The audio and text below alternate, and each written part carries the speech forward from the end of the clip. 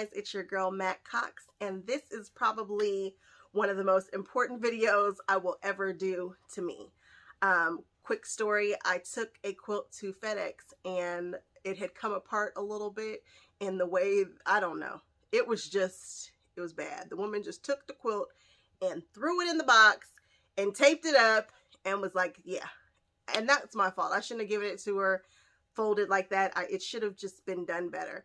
And I've never felt right the way that I was gifting my quilts. Something never felt quite finished when I took it in to be shipped from FedEx or UPS, which is how I ship. I don't usually ship United States Postal Service, but whatever, it's wrong. So this is a Cadillac finish. If you want to go above and beyond with the way that you gift your quilts, this is the way that I'm suggesting you do it. This is the one that I call a Cadillac finish. This is how I want to receive a quilt. This is how I'm gifting them from here on out. This has got boxed corners. It's got a beautifully lined bag that is also reversible. I like to make these bags a little bit larger just in case the person who I'm gifting it to cannot fold it the same way that I did. And then my Cadillac finishes have a bow. I love bows. Love them. That bow is actually removable. They can take it off. They can use this bag, they can gift this bag, they can do whatever they want. But when they receive a quilt from me, it will be now coming in a bag. Yes. If you'd like to see my Cadillac finishes, isn't this one a beauty? Oh, Kaif, love that guy. Free spirit, love them. All right, guys, if you'd like to see how we gift quilts now, that's where we are in this journey. We now give them a Cadillac finish. Keep watching. Like, comment, subscribe if you haven't already done so, and I will see you on my next video. Bye. So I thought it would be best for me to show you how to fold your quilts. So lay them out. Even your rectangle quilts, do them the same way. Fold them on the bias. That way, for whatever reason, that line of demarcation, like where you fold it, doesn't stay in permanently. So fold it on a diagonal. This is a square, so the corners match up. And then you're going to fold the top part down toward the corner. This is going to determine how wide your quilt is. Mine, for whatever reason, tend to be about 13 to 15 inches no matter what I do, no matter how big the quilt is. And then once you have this long, skinny rectangle, just go on ahead and fold in those sides. Even them up. Don't be worried about them folding over on themselves and fold it again. No matter what I do, no matter the size of the quilt, that's pretty much the size that they all come out to be. A rectangle of 13 by 15 or 15 by 15. So this bag size that I'm making, you can customize this bag size, but if you don't want to do the math, I'm making my bags 20 inches by 50, and that gives me what I need. So like I said, just grab your fabric, scraps, remnants, whatever, and piece together something that comes up to 20 by 50. So the one that I do originally is half the size that it should be. You live and you learn. So the one that you're going to see me making right now is smaller. At some point I figure it out, and then I just kind of jump back in with one that is the proper size. But I wasn't really particular about my scraps. It was scrappy. I didn't care how they came out. If you want to really plan your bag because you want it to look a certain way, now would be the time to do it. But I was just trying to piece together my scraps. And I'm actually glad that I screwed up, because what was I going to do with this St. Patrick's Day fabric except for be upset? Like, come on, I'm not going to use this fabric for anything but this bag, this particular quilt. And I don't want it in my stash because I don't want to have a stash. So, yay that I screwed up, which is why I always overbuy fabric. So again, you are just trying to get the panel to be 20 by 50. And I'm checking to make sure that the quilt would fit. And had I done a different style bag, it would have fit. But yeah. So for that, I was measuring the length, the height, and the depth. You want to know how thick your quilt is. And I just set them pretty much for all of them to be about 5 inches thick once I folded it. So then I went ahead and sewed two sides together. And now we are going to go on ahead and press these seams in opposite directions. The sides were sewn together. Press them in opposite sides, then match them up so that they're nesting. One's going to the left, one's going to the right. Now I'm going to take my marker and I am going to mark 1 inch from that center to the right and then another inch. And then I do the same thing to the left. These are my casing lines. So that's where the drawstring is going to lie. And then I just draw some marks over here to the right so that I remember to leave that open so I can turn it out. And then you just stitch down. Make sure that you start and stop with a back stitch at the very beginning and go on down. And then when you get to those little markings, you want to back stitch too, because there's going to be some pressure there.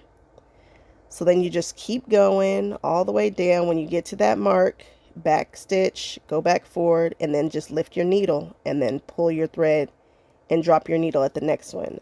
I don't take it out the machine or anything like that. I just lift that needle and keep going. And make sure you forward and back stitch at the top and the bottom. It's just a good idea, especially if you're not going to square off your edges. So here I am doing it again. I stop, I lift the needle, I just push the thread, I push the fabric through and start again right there. And I'm using 1/4 inch seams for the most part. Now I'm just going to clip those threads where I'm going to turn it. I don't clip them where those little X's are that lets me know where the casing is going to go. Instead, I grab some permanent adhesive and I just open it up and give it a little bit of glue where that X is. Just a little bit of glue and fold it back. You can hit it with an iron, it'll dry faster. But do that for both sides. Make sure that it stays open because a little bit of that glue is going to get on the other side of the fabric. Not a big deal. Just poke something in there and make sure that it's open. And then do the same thing for the other side. Glue it back so that you have, a clean casing. So now this is the larger bag. And all I did was fold it in half. And now I'm going to box these corners. So I folded it in half so that all the corners at the bottom of the bag are all matched up. So now I am going to cut a 1.5 inch square notch out of the corners of this bag. This does not have to be perfect. Nobody's going to see it. It's just kind of giving the illusion of a boxed, actually I guess it's not an illusion, it's actually boxed, but I'm using a 1.5 inch square. So you want to try to cut that so it falls out. Mine did not, but try to cut yours so yours falls out. And then you're just going to take each corner and pinch the sides and sew a 1/4 inch seam down the side that you just cut. It's not going to be perfect because you hand cut it. It's not a big deal.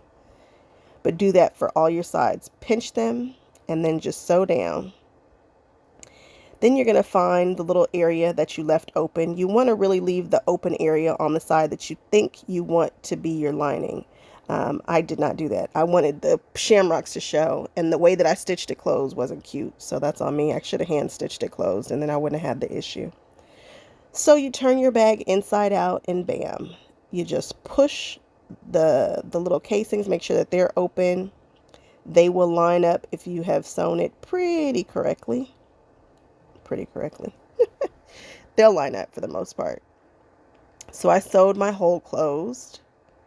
And now I'm just going to push the lining inside the bag. This was supposed to be the lining, but when I looked at the side where I sewed it up, I just couldn't get with it. I was like, ugh, oh well.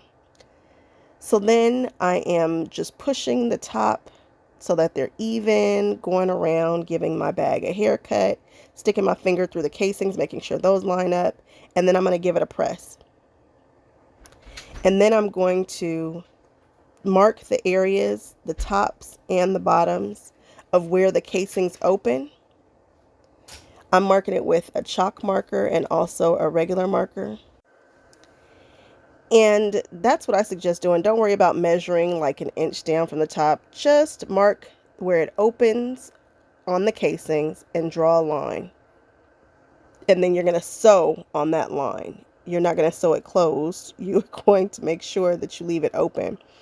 I accidentally cut out the part where I show you how I took my my base off and sewed it. But you can see that I did not sew it closed. You just want to go all the way around. I like to back stitch where it opens and closes just because I know there's going to be a lot of pressure from the ribbon in there. You guys, don't buy ribbon. Do not buy trim because trim is stupid expensive at Joann's. I don't know what it is, unless you can catch it on a sale. I suggest taking more of your scraps and making some strips and using the strips as the closure to the drawstring. If you watch this video all the way through to my second finish, you'll see me do that, because here I'm using ribbon. I don't love it. It's expensive for no reason, and I would rather have used like that Lucky Clover shamrock to close it. That would have been super cute. That tool that I'm using is called a bodkin. You can certainly use a safety pin. You just want to pull the ribbon through your casing and make sure that you're starting and stopping on the same side. You can do this with just one string all the way through, but I like it better with two. And you're going to go on ahead and start and stop on the same side. And you're going to do it for both sides. And that way you pull it, yay, and then open it. Drawstring bag, done. So now let's start on this bow. Bows are easy. I had no idea how easy bows were. This is my first time making a bow. Believe it or not, I do not make my bows. I contract those out. How about that? So you're just basically sewing a tube. So you get a long piece of fabric. I think mine is the height of 10, and then I think I did maybe 20 inches long. And I made sure to cut one smaller than the other. So the green one is definitely larger than that lime green one. Fold it in half, sew down the side. Press the seams open, and then with the seams facing out, fold them in half and sew down that side, and now you have tubes, just like that. Bam. So this is going to be the closure for the center. I just cut that probably at about 2 inches. Looks like 2 inches there. Not an exact science for me. I'm just doing what I feel. And so then I pressed it so that it didn't have any raw edges to the center, and there you have it. I'm flipping the tube around so that all of the edges are on the inside of that tube. And as you can see, the dark green one is a little bit larger than that lime green one. And then I just pinch it and fidget. Pinch and fidget, pinch and fidget until it looks like a bow. I like to make sure that that very top one is folded downward so that you can't see the holes on the side. You know, the hoops. Not a big deal. Just accordion fold it. And keep fidgeting with it until you like it. When you like it, go on ahead and put some pins or some wonder clips in there and get ready to prep your tails. So for my tail, I just grabbed another long piece of strip that I happen to have. I'm not measuring how long it is. I'm just grabbing a strip, and I'm marking that so that I know don't sew that, because I need that so that I can turn it. For the edges, I like my bows to kind of have a tapered angle, so I'm just cutting it at a 45-degree angle. And then I'm going to sew all the way around, leaving a hole where I marked. See that? That's a hole right there. So then I just clip the threads, and now we're going to turn it. I clipped off the excess corners just so that I didn't have extra bulk in my corners for where I need to turn it. And I'm using my purple thing to stick it down in there and flip it out and make sure that I get nice points. And then I just turn it so that all the raw edges are on the inside, and then you press it. You could actually glue that closed. It's not going to get a lot of use. Stitch it, glue it, whatever. And then I grab my bow pieces and I put them together. Again, just fidgeting, fidget, fidget, fidget until you think that it's pretty. And then you're going to grab your centerpiece and wrap it around. You can wrap it around once, you can wrap it around twice. It's really up to you how much you want to wrap it. And then you go on ahead and sew it, hand stitch it closed on the back. So after you wrap it, yes, you are going to hand stitch it closed on the back. I put a little pin in there to hold it. Do a quilter's knot. Pull it, knotted. And then I just stitched it closed. I clipped off the excess. And I'm using a big, long, sharp needle. And this is a reversible bag. All you have to do to make it reversible is just pull it in. And like I said, I just don't love the way that I closed the shamrock side. It's not cute. I hate that I did that because I really wanted to use the shamrock side out. Oh well. You just push that knot through the other side and flip that bag inside out, and bam, it is reversible. Love this bag. Love a lined bag. Something about them. Just very nice. And then you put that bow on there. I attached it with the safety pin because I don't know how people will be storing this stuff. And there you go. There you have it. Let's keep going. Let's do the cape bow. So for this one, the bag is done the exact same. I closed this up with the solids being the lining. I should have hand stitched it. I didn't. Whatever. And so you push that bag inside and give it a nice little press. And let's make the drawstrings for the bag. I'm cutting my strips at 2.5 inches. I'm using 3 strips for this size bag. That bag was also a 20 by 50 panel. Same size. I think that's probably going to be all of my sizes. You can certainly customize it, but if you don't want to do the math, I think this is a good size bag. And so I sewed all 3 strips together. I joined them on an angle so that it was a clean, but you can certainly just stitch them. It's not a big deal. And then I cut that whole strip in half. I'm folding it right sides together, and I'm just sewing all the way down and across the top. I leave one side open. Stick this straw down into the bottom of that tube. Stick that chopstick down in the tube and turn it right side out. After you turn it, you need to give it a press. And I don't think I did. I stitched the bottom closed, just a nice top stitch at the bottom. I grabbed my bodkin. This is the one with the clip on the back. And again, you want to start and stop on the same side. So you're just going to bypass that opening and keep going until you get back around to where you started. Just keep working it around. You can do this with a safety pin too, and you don't have to have a bodkin, but you know me and notions. Love a notion. Love it. Any reason to buy a new tool or whatever. I'm going to knot the ends together, and we'll do the same thing. Start and stop on that side, on the same side. Go on through and then come back through the other side. And we're good to go. And now we have not, we're using up more scraps. You don't have to worry about spending a bunch of money on that expensive trim. Easy peasy. Knot it. And now we have a nice drawstring bag. Now for the bow. Let's do it. I guess I want to fidget with it a little bit more. This is a scrap that I had, so I folded it like a square. Don't be fooled by this shape. It's just a square that's folded, and then the folded edges are on the side. And I'm using a half circle template to make a circle. Just make a circle. It does not need to be a perfect circle. I just happen to have the template, so fine. But just make a circle. That circle, I think, was 12 inches. It was 12 inches. It was a 12-inch circle. And now I'm making the tails the same way that I did the other one. Just get you a long strip of fabric, cut it at a diagonal angle on the ends, and mark to leave an opening so you don't sew it all the way shut. So after you sew it, cut off the excess so that you don't have excess bulk in your seams when you turn it inside out. Cut the thread. That was a dangerous way to cut that thread, but I tried it. And then you're going to turn it inside out. I'm using my purple thing to push out those corners so that I have a nice sash for my bow. Nice set of tails. Give it a press. I think I used glue, permanent glue, to glue that shut. So now I'm going to do a bit of hand stitching. I'm grabbing some thread. I'm going to knot it with a quilter's knot. And then we're just going to do a running stitch up and down, all the way around until you make what I like to call, it looks like a little shower cap. Doesn't it look like a little shower cap?